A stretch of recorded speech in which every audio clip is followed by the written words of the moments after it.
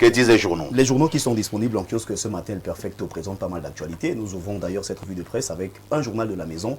Il s'agit du journal Info Matin de Dieudonné Mvangi. Au bas de une s'intéresse à ce supermarché, le supermarché Koumayas. Les relations commerciales Cameroun-Inde exaltées. D'après ce que nous dit ce journal en page 2, le mine-commerce Luc Magloambarga Tangana a ce 5 février à Yaoundé inauguré le 3e complexe commercial du promoteur Kirti Kumar qui allie commerce de gros et détail en un seul espace.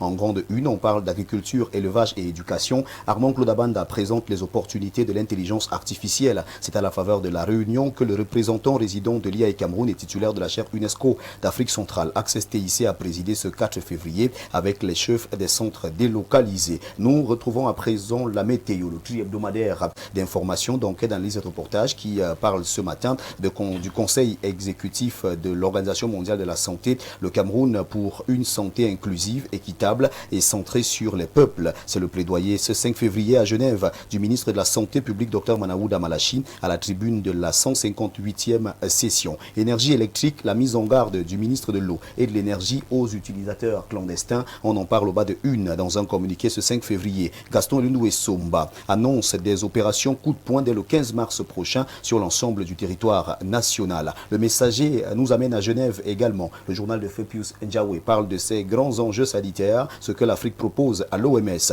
Le Cameroun a représenté le continent avec autorité lors du conseil exécutif de l'OMS où le docteur Manaouda Malachi a alerté sur la prolifération des produits médicaux falsifiés et plaidé pour la sécurité des patients, seul gage pour restaurer la confiance dans le système de santé. Nous laissons ce journal pour retrouver Info Lumineuse qui reste également à Genève ce matin et qui parle des produits médicaux falsifiés, talents de santé, urgence sanitaire. Le Cameroun trace la ligne africaine à la 158e session du Conseil exécutif de l'OMS. Présent à Genève depuis quelques jours, le Cameroun a marqué ce mercredi 4 février 2026 une étape importante de la 158e session du Conseil exécutif de l'Organisation mondiale de la santé. À la tribune, Manaouda Malachi, ministre de la Santé, 3e vice-président du Conseil exécutif, s'exprimant au nom de 47 États de la région africaine, a porté une position structurée sur les priorités sanitaires majeures. Ces priorités sont à retrouver ce matin en page 6 du journal de Marcel Ebanda, Info Lumineuse.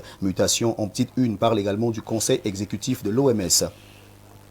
Manaouda et la santé pour tous. On revient donc sur ces séjours effectués par le ministre de la Santé du côté de la Suisse. Électricité, court-circuit à la fraude. Le ministre de l'Eau et de l'Énergie annonce une opération coup de poing dès le 15 mars prochain. Cette information barre la une du journal de Georges Alain Boyomo à Mutation. Et si on parlait de lampadaires solaires au Cameroun avec la nouvelle expression, révélation sur les vrais prix. Une source introduite informe qu'au Togo, la même entreprise, Suna Design, a fourni les lampadaires solaires intelligents en 2021 pour un coût unitaire d'environ 524 000 francs CFA, maintenance incluse. Au Cameroun, même un autre marché public pour 500 lampadaires passé en mai 2025 affichait un coût d'environ 460 000 francs CFA par unité, mais un lampadaire coûtera 950 000 francs CFA dans le marché de gré à gré que la présidence de la République vient d'autoriser. Cette information est à lire en page 5 du journal La Nouvelle Expression. Réseau routier, la SND 30 est en retard sur 1158 km. C'est le jour qui nous le dit ce matin. Et le journal Laman Malan nous fait savoir qu'à mi-parcours de la stratégie nationale de développement,